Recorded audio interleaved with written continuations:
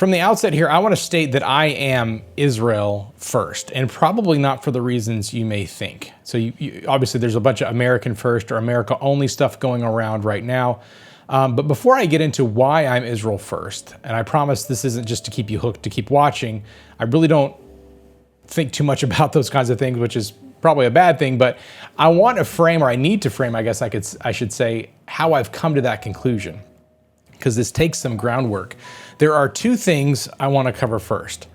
The first is something that I like to call global information equals local effect lie, okay? The other one is that the local first or America first, America only equals being most responsible as an American is also a lie or a fallacy. So first, let me talk about how many people confuse knowledge of global events with having a local effect. Just because you know about something globally doesn't mean that it is affecting you. And I think you probably noticed that the entire world views things based on events that have happened, right? How to feel about those events, and then because we can't control what's already happened, we try to change the effect or sometimes keep the effect of what's happened. That's just natural, what we do as human beings. So often some try to reinterpret those events. They attempt to change your perception of what happened to make it seem like what you saw or heard isn't really what you saw or heard. And this has become known as gaslighting. These aren't the droids you're looking for scenario. And if you're like me, before like 2 years ago, I never even heard that term gaslighting, maybe 3 years ago. It has become literally the most used word, I think, in the history of words. And every time I hear it, I just want to jam ice picks in my ears because I'm just so sick of hearing it. It doesn't mean that it doesn't have a use or that it doesn't describe something, but I just want to get back to saying, yeah, those people are lying, or they're misrepresenting what's happened, right? Or they're revising what's happened when that's not really what happened, or that's not really what's happening now. The point is that everyone has a perceived reality, or they want to make you change your reality to their perceived reality, or the reality they're trying to create, whether it's true or not. So what they think has happened in the past, what they think is happening now, and what the effects, I guess, what might happen in the future. Most people are too busy working and raising kids and paying bills to stop and think much about any of these things. Big events happen, they come and go. Sometimes you might stop and talk about them at work or a weekend barbecue at your place of worship, but then they get quickly passed over by the next big-ish thing that happens, and the cycle repeats, right? This is life. It's a series of events that most of us have no control over. And are actually rarely affected by the events that we hear, and would probably, I think we could agree, would live a much more peaceful and joyful life if we didn't engage in too much of this insanity, really, right? So, of course, some events do affect a majority of people. It isn't like you just hear about them and they don't affect you. But they're much more few and far between, I think, than some would make us think that they are. So World War I, World War II, COVID, these were massive events that literally engulfed the entire world. And in many cases, it absolutely did matter what your opinion was, because you had to make a decision about how to interact with those events. My grandmother moved to California from where she lived and built airplanes for the war effort in World War II. She literally was an actual Rosie the Riveter. Both of my grandfathers fought in World War II. One was in the Navy, one was in the Air Force. That was something that no matter what was going on in Earth, unless you're some tribesman in the jungle of Amazon, you were probably affected by those world events. But due to the globalization of communication and the internet, it often seems as though events happening on the other side of the world, or even sometimes nearby, are directly affecting your life, and many times they are deliberately made to look that way, so that through fear, you and me can be manipulated into action, or sometimes more importantly, inaction, depending on the ambitions of people pushing those narratives or the events, or framing those events in a particular way. So here's an example. Gas prices, as you know, recently rose, and the story you were handed was conflict with Iran, Strait of Hormuz, global supply at risk. The implication that war halfway around the world is why you're paying more at the gas pump. And you feel that every time you fill up. I know I feel it here in Israel. Our average gas price is usually $8 to $9 a gallon, and right now it's closer to 11. I haven't checked. I don't know what it is in the US. You guys let me know in the comments how much you guys are paying for gas right now. But here is the actual reality, okay? The United States is the largest producer of oil in the world. There is no shortage in the US. So why are you paying more? Prices didn't rise because Iran cut off the supply that was coming to the United States. They rose because commodity traders started speculating on what might happen. And in a globally integrated oil market, fear alone is enough to move the price up or down. The foreign event was real, the war, the shortage was not. But your wallet felt it anyway, felt it nonetheless. So that's the global information equals local effect lie in its purest form. Not all global events, not that global events never affect you, but that the cause of the local problem is often not what you're being told it is. The war didn't raise your gas prices. A speculative financial system, very important here, one that the US has allowed to set the price of something it produces in abundance, did that. The information was global, the effect was real, but the cause was domestic and misattributed on purpose. Misattributed on purpose. Just because you hear about it doesn't mean it's hitting you, and just because it is hitting you doesn't mean the cause is what they're pointing at. Now, on the flip side here, because there is a version of this that actually does reach you, and it's the one that the America-only crowd, I think, completely ignores. So, imagine that you're a tomato farmer. You grow locally. You sell locally. No exposure to foreign markets. As local, I guess as you could say, as it gets, right? So then you find out that European Union has passed a green energy policy preventing Italian farmers from using groundwater, and that the same EU bloc is pushing a joint US-EU zero carbon agricultural agreement that would impose the same water restrictions on American farmers. Their ideology has now crossed the ocean. It is reaching through your fence and taking what's yours, not through a market you could have opted out of, but through a political agreement that crosses borders where you never invited it, right? Whether you invited it or not. So local only didn't protect you, and it never could have.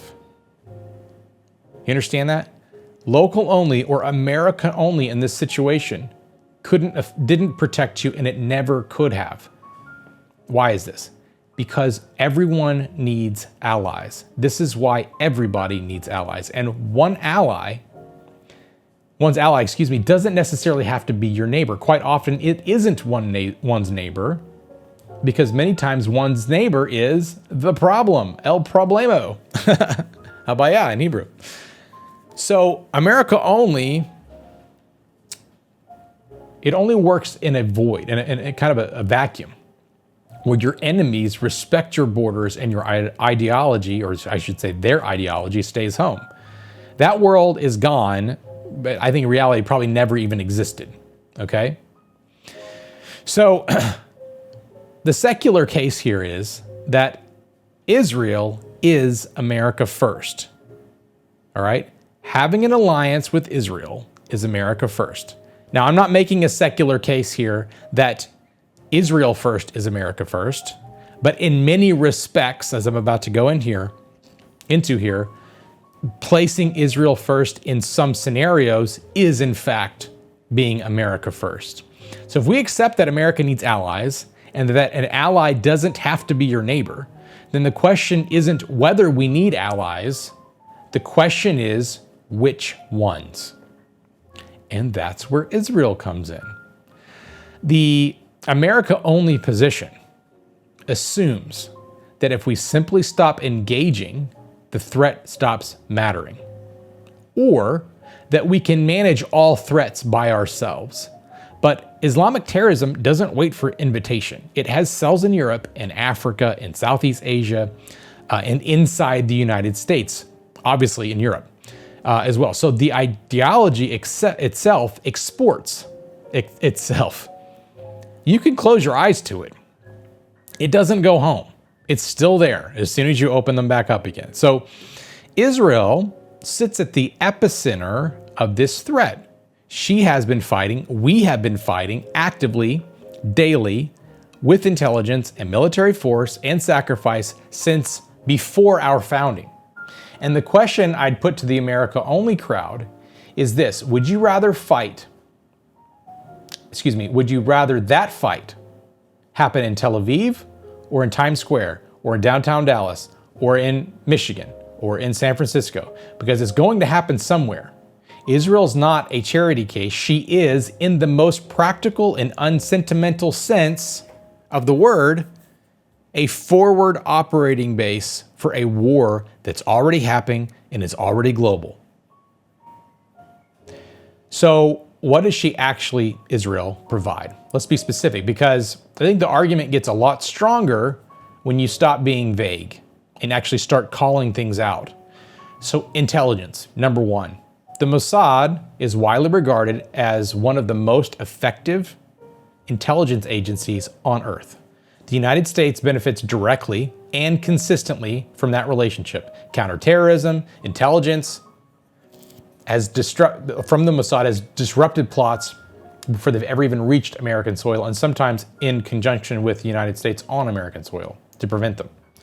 Technology, the Iron Dome, drone warfare development, cybersecurity capabilities that were forged under existential pressure, that pressure of knowing that if your defenses fail, your country ceases to exist. That's the reality that we live in here.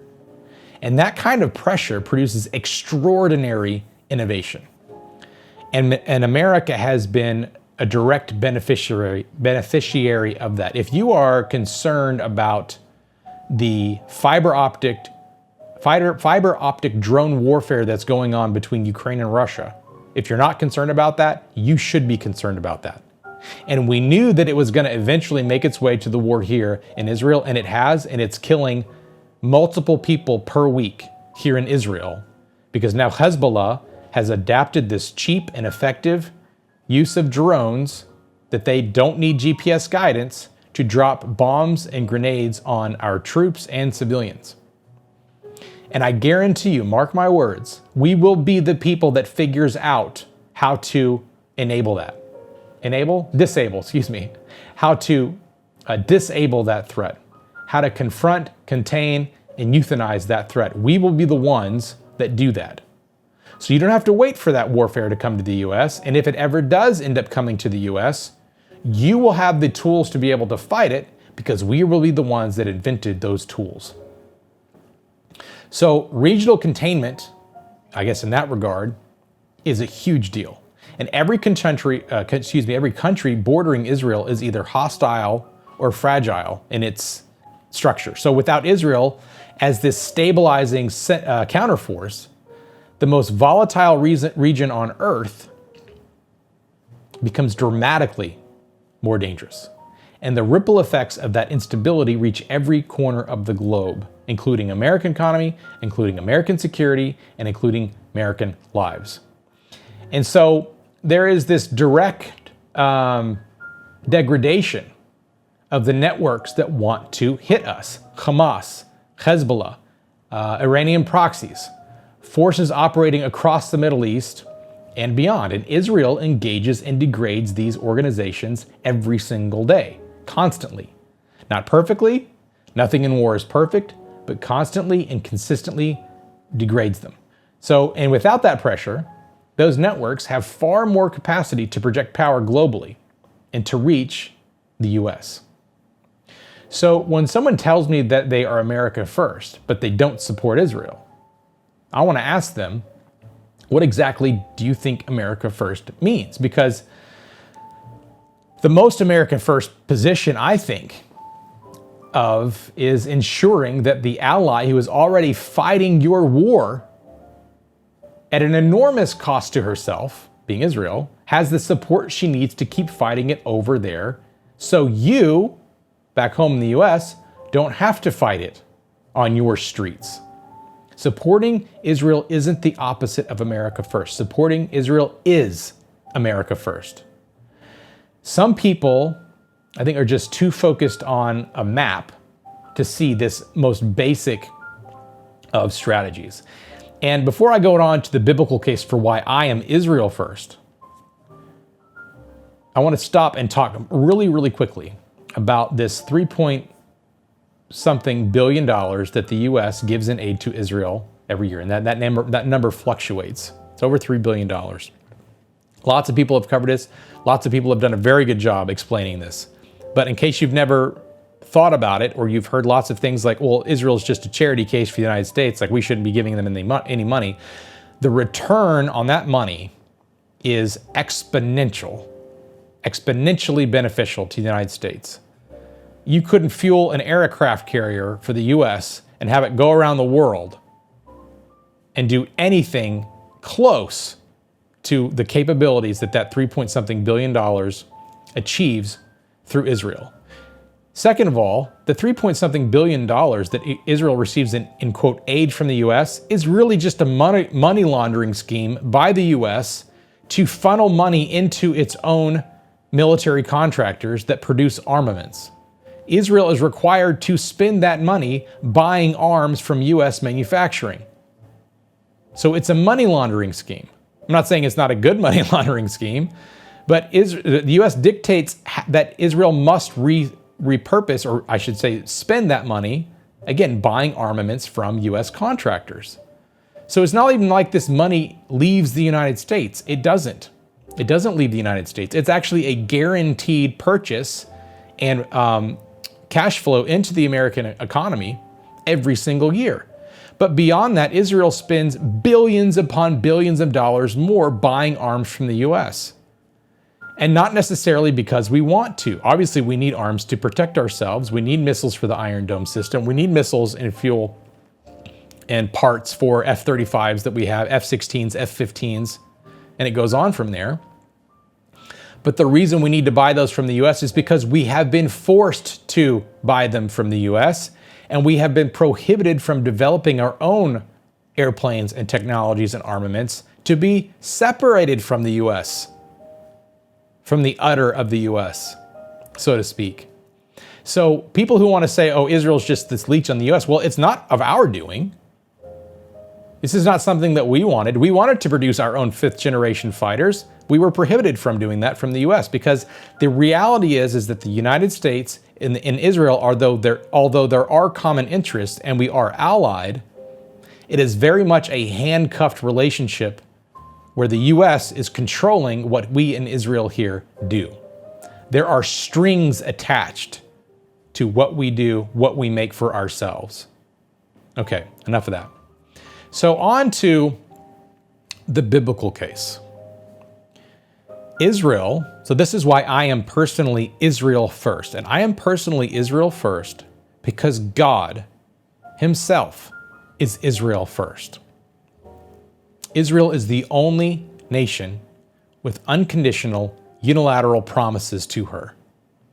Now, all of this is not, this isn't a case, so how do I say this? The secular argument that I just made, right?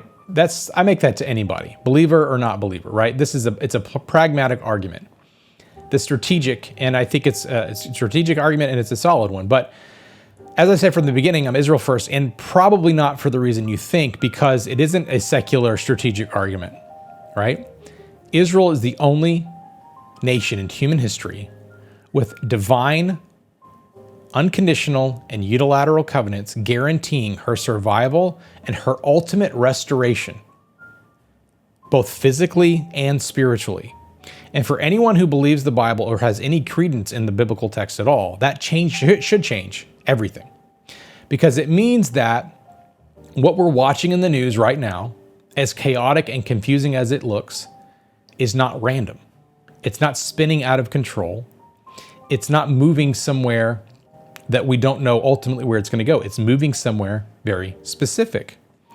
So let me define something first, because the term gets thrown around a lot and it's misunderstood. Some people want to say Zionism, some people say modern Zionism, some people say biblical Zionism. What I want to say is that biblical Zionism is not a political movement. It's not a bumper sticker. It is the recognition that God made unconditional and unilateral covenants with Abraham, Isaac, and the nation of Israel, was passed down to the nation of Israel of land, seed, and blessing, general blessing. And that covenant has never been broken. And it's also accompanied with other covenants, like the new covenant in Jeremiah, like the Davidic covenant of a Messiah coming from Judah, coming from Israel to be the savior of Israel and the world. And these covenants and the promises thereof run through Genesis, through the Psalms, through Isaiah, through Jeremiah, through Ezekiel, through Paul's letter to the Romans, through the New Testament, through Galatians, and all the way through to the book of Revelation. And it's not a footnote in a biblical narrative. It is the spine, the very spine, the backbone of the biblical text and human history as God has written it to be and will be, as it was and will be. So now if we look at history through that lens, every ancient people who made it through their mission, their mission to destroy Israel, no longer exists as a nation or a nation of power. The Amalekites gone, the Philistines gone, the Assyrians gone, the Babylonians gone, the Greeks gone, Roman Empire gone, absorbed into history. And Israel, of course, was scattered across the earth for nearly 2,000 years. Before that, they were scattered as well and brought back to the land, but since from 2,000 years ago. And then in the 1850s, in defiance of every historical pattern ever recorded, we came back. Not metaphorically, literally, a literal return. The same people returning to the same land, speaking the same language, and that just doesn't happen. That has never happened. Not once in recorded history to any other people. Nations don't do that. Languages don't survive that.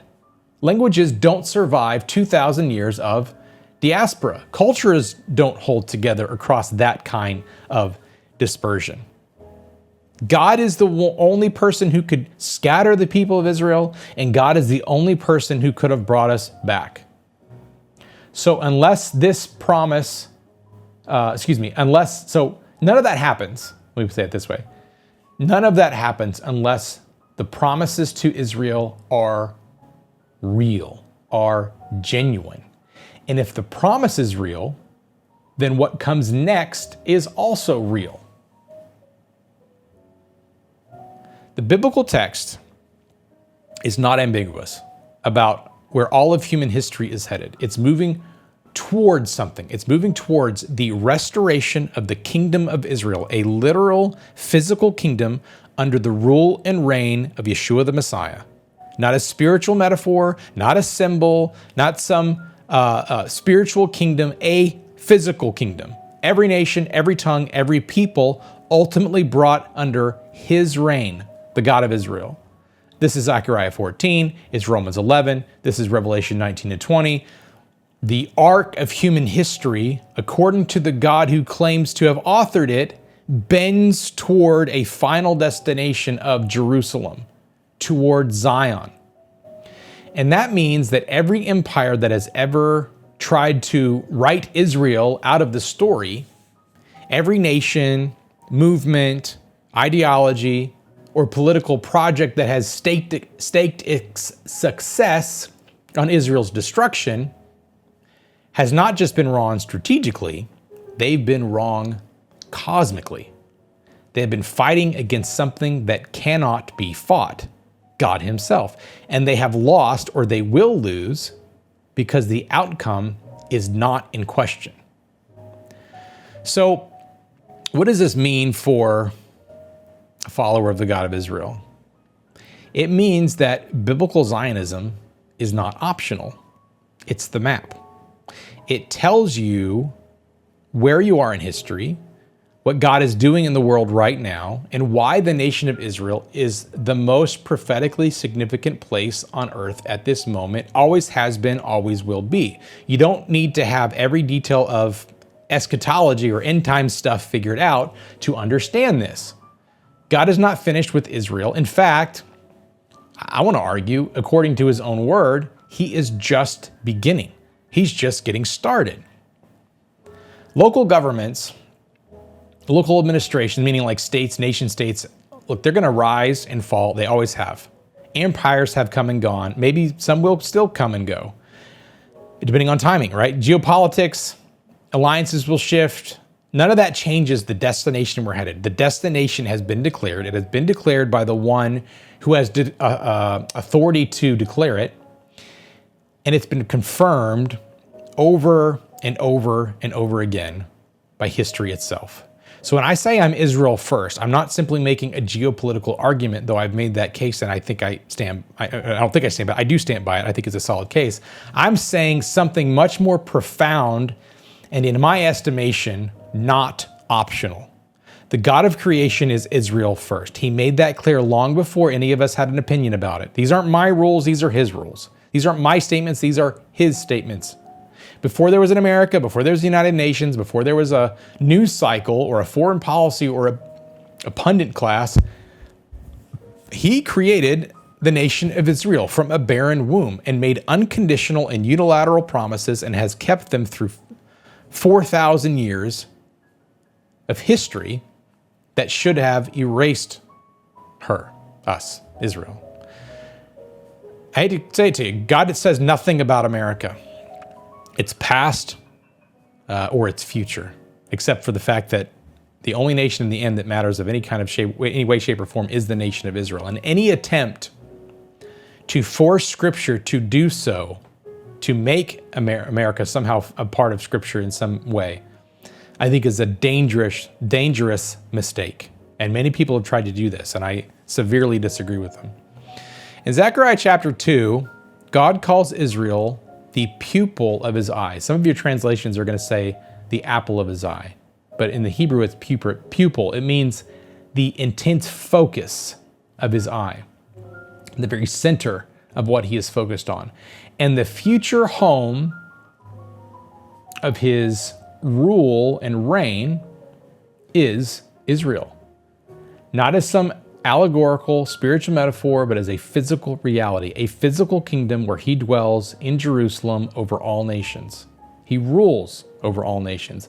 If I believe what the Bible says, and I do, then Israel being first isn't just wise. It isn't just strategic. It's the only position that makes sense. Love you guys. Don't be nasty in the comments. Good to see you here. This is David Halevi. Thanks for joining me at the Rooted Kingdom. I'll see you next time.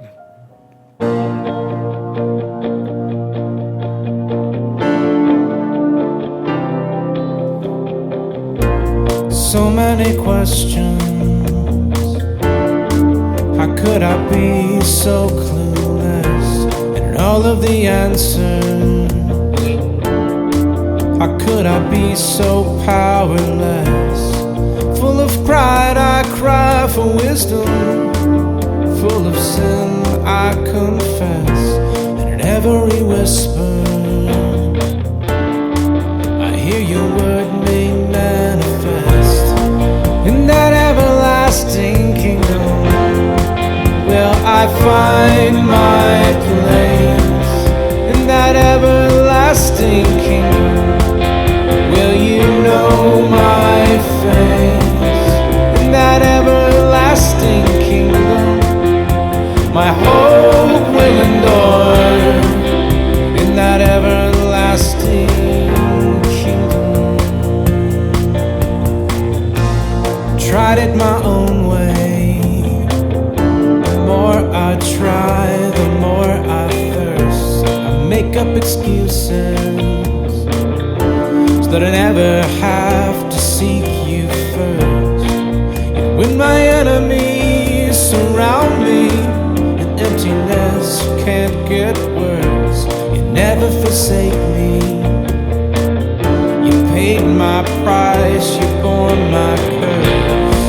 In that everlasting kingdom, I will find my place.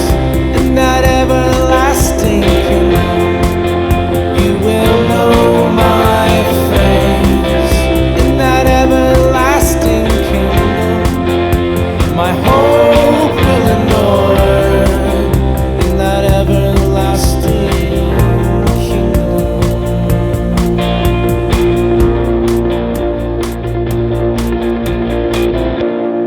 From the one in which all things are held together, I am promised that truth will remain true. Pull me back and let me fly on this errand prepared before me.